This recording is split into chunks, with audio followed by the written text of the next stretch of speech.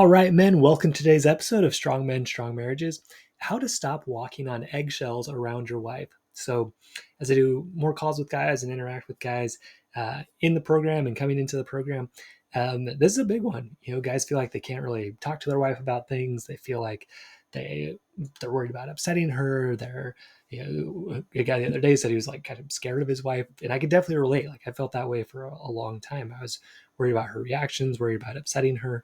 But it's just not a very fun way to live. And we're going to talk about how to get out of that today, because you definitely can. So my name is Mike Frazier, MD. I'm a psychiatrist and marriage coach, and I help high-achieving Christian men have more intimate marriages. So some weekly wins from guys in our Love, Intimacy, and Legacy program. So one of the newer guys in the program, he was able to, came in with typical issues, money, in-laws, stuff like that, a lot of struggles around there. So, he was able to redirect his thinking. His wife had bought some stuff, and he was able to just change the way he thought so that, he didn't come across as one up and superior, right? But just tried to understand her. And turned out that, what she bought was totally appropriate and fine. And he's able to avoid a conflict by just changing his thinking. But again, that's what has to happen. You have to change the way you think, the way you feel, and then the way you act. Because even if he would have said the right words, if he was feeling still superior, it would have gone the wrong way. All right. So increased intimacy and conversation. So guys that have been married a long time, they're able to have these deep conversations where it used to be more superficial. They're just feeling this love and connection that's beyond what they felt in, the 30 plus years of marriage. It's so cool to see. And, I'm getting more and more messages from wives lately just saying how much things have changed, how quickly. I just love seeing that stuff, guys. This is what it's all about. This is why I do what I do, and I just love it. Love it. Navigating difficult issues around faith. So, that's a tough one. And if you've listened for a while, my wife and I kind of went through some of those issues, and, people are figuring it out. They're working through, how do I get to that win-win agreement, even with something like faith? Okay. Feeling more of God's love, even after being unfaithful. After you're unfaithful, it can be tough. You can feel really bad about yourself. But guys, they're able to feel that value again, have that confidence come back after something like this. Super, super powerful. So for me, right, if you've been listening for a while, a few weeks ago, I did one about a disconnection time my wife and I had. And guys, like, these things work. So I, seek first to understand. I try to understand her perspective. A big part of that was not prioritizing her, which she was right, and I hadn't been in a lot of ways. So really focusing on that, we've been able to bring that connection back and stronger than before, right? That's the way it works. You go through these difficulties and get more connection at the end of it. Mentally, emotional, sexually, things are good, right? So right now, though, if you feel like you're walking on eggshells, you feel uncomfortable, right? There's issues going on, like with money, with sex, with in-laws, with parenting, with religion, with housework, with how you spend your time, right? And or maybe there's just like interactions with your wife about your past mistakes, right? She's bringing stuff up and you feel like you can't like express your side, or when you do, it just goes sideways, right? And you just have these fights that just go over and over. Okay.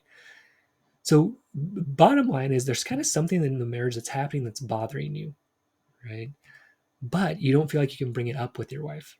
Okay, something's bothering you, but you can't bring it up because there's a few things going on. Why don't you feel like you can bring it up? This is what walking on eggshells feels like. There's stuff going on, but I can't say anything about it because what? So a lot of it's just a fear of your wife's emotional response. Okay, is she going to get angry? Is she going to be disappointed if I tell her the truth about something I did and I haven't told her yet, right? Like, what's her reaction going to be about that? Okay, if I bring stuff up about money, is she going to be mad? If I bring something up about sex, is she just going to reject me, right? Part of that's more about you, right, and yours. But is she going to, if I bring something up about the in-laws, is she going to defend them instead of me and get mad at me, right? So most of it is trying to just avoid this negative emotional response from your wife. If I share this, she's going to be really sad, right? And I don't want that. I don't want her to be sad. I want her to be happy, right? So the other thing, guys, they'll feel like they're walking on eggshells. They'll be kind of like hopeless, they'll be like, well, I could bring this up, but it's not going to make any difference. So why create the conflict?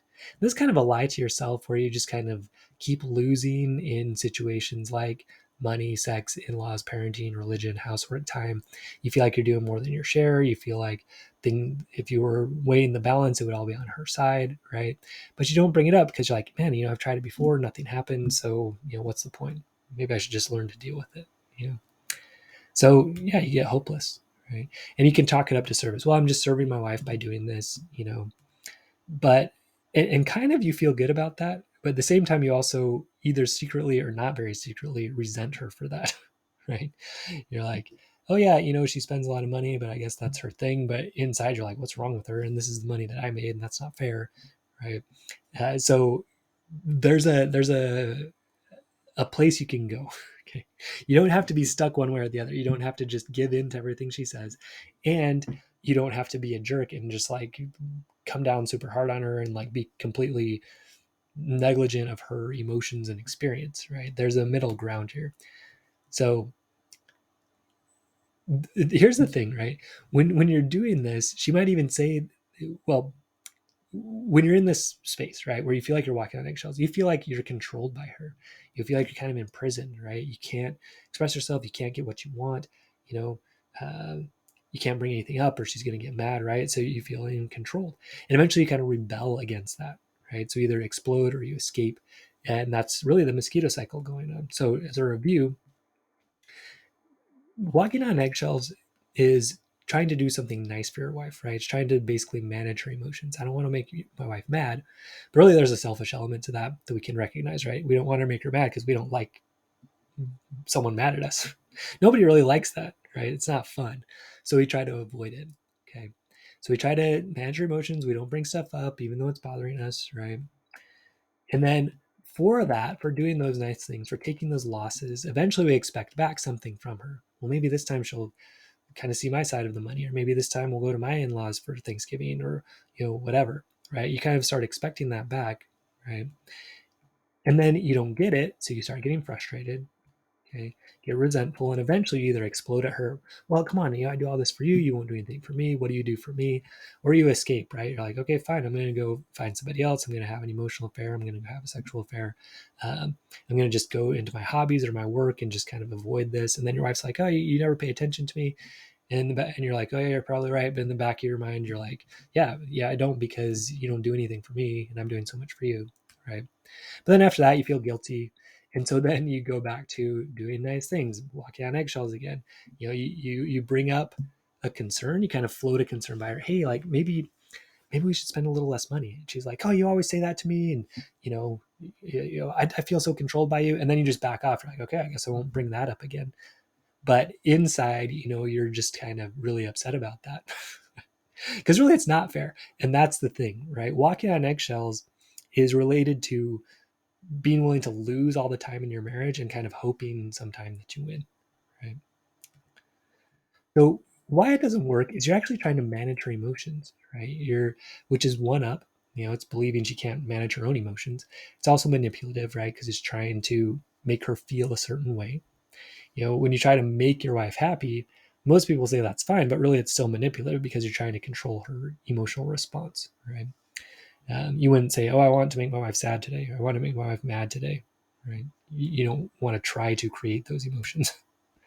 um, or you're starting to feel fearful, like, man, I just don't want to bring it up. I don't want to hear her yell at me. I don't want to hear her tell me all the stuff I did wrong. Whenever I bring up something she does wrong, she brings up 10 things I did wrong. So I just don't talk about it, right? So you start feeling fearful of her, or still start feeling unattractive. This happens a lot with infidelity because, you kind of feel like, man, I really did something wrong here. And so maybe I should just kind of eat it for a long time and just kind of lose in my marriage, and I have to make it up to her. But you start resenting that, right? It doesn't really work long term. So you can't walk on eggshells because you start feeling fearful, you start feeling hopeless, and then you start feeling resentful, and all of that's very unattractive, right? Okay.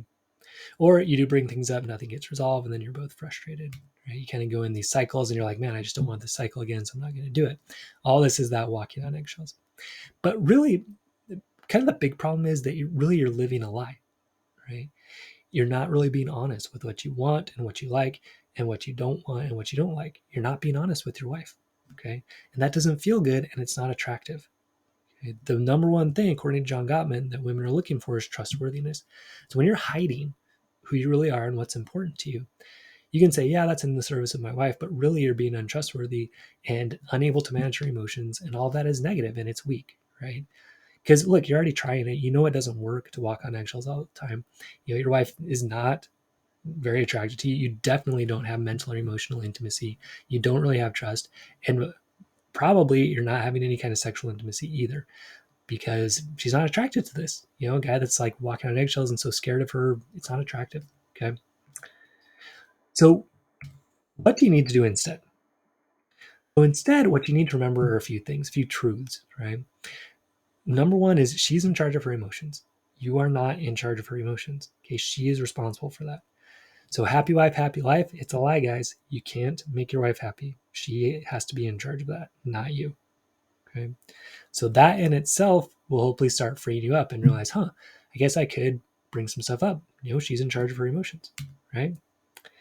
Another thing you got to remember, you're just as important in the marriage as she is. You really are. Even if you were unfaithful, even if you did something really bad, even if you looked at pornography forever, right?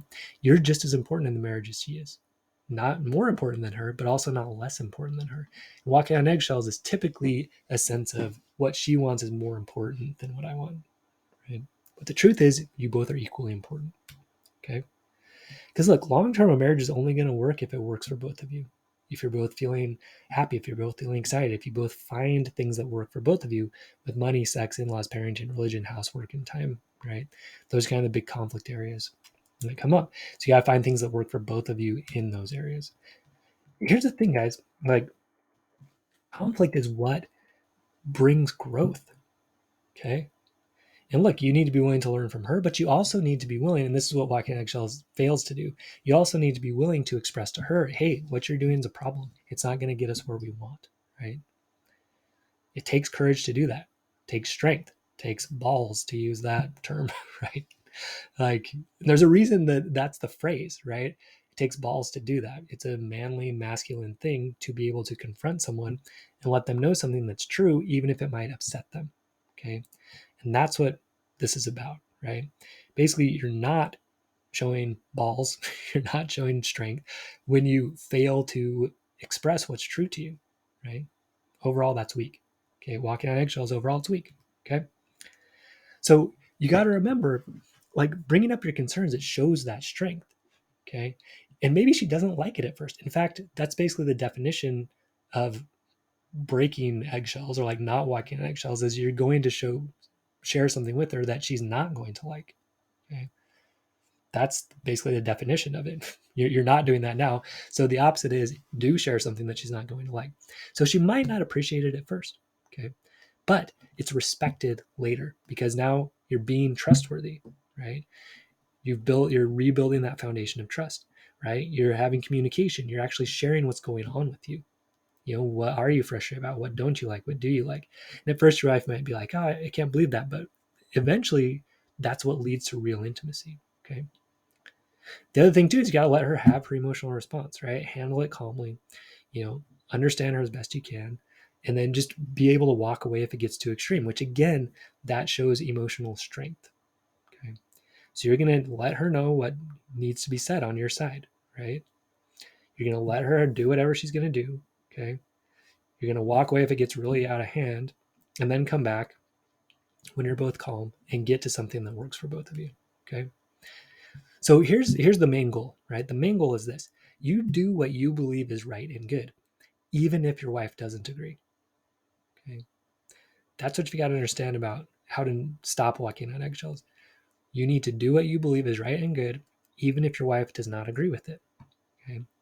So a lot of times guys will come into my program and we'll be talking and they'll be like, yeah, I really want to do it, but my wife probably doesn't want me to do it. Okay. For whatever reason, the money, the time, you just not the time. Well, if I tell my wife this, she's going to be mad that I'm spending this money because she's going to think it's selfish. She's going to think it's a waste of money. She's going to think, oh, well, he's just doing this to manipulate me and get me back. Right. Usually when guys see me, they're not in a place where they're going to be able to agree very well with their wife about this kind of thing, like about a big financial investment to improve themselves as men. Right. Now we have some wording that we use that helps them understand this, but the bottom line is this: like, when you come into the program, your goal is to become a more Christ-like man, a guy that has strength in all areas, mentally, emotional, spiritual, physical, sexual, right? A guy that's a great example to his kids, a guy that's following God in a better way. Really, it's the best thing that you can do for your family is you drawing closer to God, developing these strengths, and developing a marriage where you both win, right? So you've got to make that decision for you, right? And your wife's going to test your mettle on that. She's going to say, oh, forget it. I don't, do whatever you want. She's going to say, that's going to be a waste of money. She's going to say all kinds of stuff, probably, right? But you have to make that decision for you. This is just an example of joining the program. It can be with whatever, right? Whether that's with money, saying, hey, like we need to create separate bank accounts because you're overspending and you need to be responsible for that. She's gonna be like, oh, you're controlling me. You don't like this. But if you believe that that's right and good, right? Even if your wife doesn't agree, you've got to follow through with it. Okay. Or with parenting, you're like, hey, we really need to set this rule with the kids and follow through with it. Your wife's like, no, we can't do that. But you're like, no, like this is what needs to happen. It's right and it's good. And I need to do it either way. You're going to try to get to a win-win, right? You're going to understand her. You're going to express yourself. But if you can't, at the end of the day, you have to do what you believe is right and good. Okay. You have to live with yourself. You have to live with your conscience, right? So you have to do what you think is right and good, even if your wife does not agree. The counterintuitive thing about this is when you take this approach, you're like, hey, I do respect you. I know you don't agree with this, but I feel like I have to do it. I feel like it's the right thing. She's gonna be like, oh, you just don't care. You just don't listen. But really, she's starting to respect you for that, right? And if it really is a right and good thing, eventually she'll see, yeah, that was right and good, and she'll respect you and she'll be attracted to you because of it, right? That's the counterintuitive thing about all this. So how do you have these conversations, right? So let's say, let's say it's with in-laws, right? So some clues are you got to be specific. Okay. Hey, I want to talk to you about, we got holidays coming up here. I want to talk to you about this Thanksgiving. Okay. So the other thing you need to have is a clear request, right? Which is what you actually want to happen. Okay. So like what you want her to do or stop doing, or like with in-laws, here's what I actually would like to have happen. It's like, hey, this year, I know we usually go to your parents the whole break, but this time I'd really like to, have one day that's just us and one day with your family. Okay. So that's the request. That's what you want, right? Then you need to have a reason why you want that. Okay. Here's how I want to do that. I think it's good to have time with your family, but I also want to spend time with all of us, right? So the other tip is you don't do this like right in the middle when she's like, oh, I'm really excited to go see my parents and you don't seem to ever care about my family. And then you like start making this request. It's probably not the best time. You can do it then. You want to be honest, right? Well, walking on eggshells, it's dishonest. It breaks trust, right? So you want to be honest. But it'll go over more effectively, right? If like you're just on your date night or like you schedule a time that you're both calm to talk about this. So you make your request, right? And again, it works because it honors the truth of the marriage. You're both responsible for your own emotions, right? You're not in charge of hers. You're both important, okay? And you can get to solutions that work for both of you, okay? So yeah, with in-laws, so you make that request, then you listen to her. You're like, well, I really want to spend this time. I think that's important. And then you figure out, well, actually, we both want time just with us and we want time with the family. So let's figure it out. Maybe we do this, but we just do Christmas together. Or maybe, yeah, we're not doing much just as family time. Let's make sure every, month we do something together as a family. There's lots of ways things can work, but you won't ever get there if you're walking on eggshells and don't say what you actually want or don't want, right? Or with money, hey, like I think we need to set a budget, right? I think we need to make sure we're not spending more than we make each month, right? And she's like, oh yeah, I think that's a good idea, or oh, you're trying to control me or whatever, right? So often you can get to a win-win, right? That's the idea. But sometimes you can't, right? And so you need to understand what you're going to do if she does not agree, right? So again, coming back to the example of this program. So if you want to join it and your wife's going to be upset about it, which often she will be, if your marriage is in trouble, but you're like, no, this is going to help me be a better man. It's going to help me be a better husband. It's going to be a better choice. It's going to help me be a better father. And this is what I want to do. I don't want to change myself for the better. You might be like, yeah, whatever. But really, like her fear is that it's not going to work. Like it's not going to make a difference. But you have to decide for yourself, like it's going to work. I'm going to make it work. I'm going to change my brain. And it does work. Like when you change your brain, and change the way you think, feel, and act, it just works, especially when we align it with Christian values. That's why guys are getting such great results, is because it just has to happen if you apply it. But again, you need to know what you're going to do if she doesn't agree. So we'll run through each example. So with in-laws, right? If she doesn't agree to that, what are you going to do, right? Are you not going to go? Are you going to go and still have a bad attitude about it, right? Are you going to just create some time at their house where it's just you guys, right? You want to plan for what you're going to do. Okay, with money, if she just refuses to take responsibility for her spending, are you ready and willing to separate the bank accounts? That's fair, right? It makes sense for people to be responsible for their own spending, just like responsible for your own emotions, right? Um, with parenting, what are you going to do if your wife doesn't agree with the way you're disciplining? Are you going to continue to work with her and find something, or do you really think like, hey, this needs to happen even if she doesn't agree because the kids need to learn this lesson, right? And again, being in alignment with God in this is what's the key. Do I feel in my conscience and what's genuinely right and good that this is something to do and that's going to get a result that I want, right? Or with the program, like even if she says no, what are you going to do? Are you going to do it anyway because you believe that it's the right thing and take financial responsibility for that for yourself? Okay. Are you deciding for yourself, this is something that there's nothing better I could spend my money on than becoming a better man, a better husband, better father. Like everything else falls away. Relationships will last. There's a Harvard study on this. It says like the thing that creates happiness in life is the quality of your relationships. So, if you're going to spend that money on a car or a house remodel or whatever, you already know for yourself that's not what creates happiness, right? What creates happiness, and maybe you don't know this yet, but hopefully you're learning from the podcast. What creates happiness is the way you think and feel, right? And we start changing that, the way you think, feel, and act. So when you change that, now you feel strong, you feel attractive, you are attractive, right? You're in alignment with who God wants you to be, and your life just goes great. Whether you buy a nice, whether you do that kitchen remodel or not, right? Your life is just so much better. Okay. So what do you need to do to be able to stop walking on eggshells? You need the self-worth to know that you're just as important as your wife. Sometimes that's hard to come by, especially after infidelity, but we work on that hard in the program. You need to have healthy separation and emotional strength so you can let her have her emotions without getting wrapped up in them or without thinking you have to control them. Okay. It's an important shift to make. You need to be able to ask clearly for what you want. This is a skill a lot of guys don't have. They're not very practiced in asking for what they want or expressing the why, which is typically an emotion. You need to have communication skills to understand her perspective, right? A lot of us aren't very good at that, so we get good at that in the program. Express yourself well, and also get to win-win agreements. Okay, having those skills, it's huge, and it's going to help you in your business and work and with your kids and everywhere. The biggest thing you need, right, is the strength to do what you believe is right and good, even if she doesn't agree. Okay, that is strength, and that's spiritual strength, and that's courage, and that's integrity, and that's honesty, and that's what feels the best. And that is also what's very attractive to your wife. Again, even if she doesn't agree at first, if you watch any kind of romantic movie, you're going to see this. Often, somewhere through the romantic movie, the guy comes to the girl and says something that challenges her, right? Something that's like, hey, you weren't really living right there. Hey, you say your daughter's really important, but you don't spend any time with her. Hey, you say you should always, go for your dreams, but you're not doing it, right?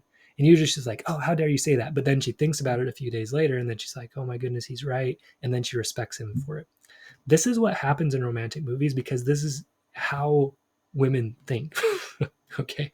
They're more attracted to a guy who's willing to stand up to them, right? Because they also translate to, well, if he's willing to stand up to me, he's also willing to stand up for me, right? But also, look, women know they're not perfect. And so if you can point that out in a kind and loving way, right, that's also strong at the same time, women are attracted to that. They really are. Okay. And then the emotional strength to know that, hey, she might be upset in the moment, but she will respect you more for being honest. Because again, walking on eggshells at the end of the day, it's dishonest. And that erodes trust, which is the core foundation of a great marriage. If you can't be trusted, you can't have a good marriage. You can't have mental emotional intimacy if you won't even say what you're thinking and feeling. Okay. So you're going to learn all this if you come into my program, Love, Intimacy, and Legacy. Love to have you join us. It's for high achieving Christian men who want a more intimate marriage. So typically they're guys who either We have a lot of this, like they're walking on eggshells. They just don't have the connection they want mentally, emotionally, sexually with their wife. They want something better. Okay, it's for guys who have been through infidelity, or guys who are in more serious situation, facing a separation or a divorce. So, all these skills are what you need to learn, right? You got to learn how to restore trust. You got to learn how to have great communication. You got to learn how to bring intimacy, fun, and flirting and passion. That's what creates a great marriage, right? So come and learn it, right? It's going to help you have great relationships everywhere, at work, with your kids, and all of that. So visit strongmenstrongmarriages.com, click on work with me. You'll schedule a call and then fill out an application that we will cover on the call and go through on the call. All right, men, stay strong, and I will see you next episode.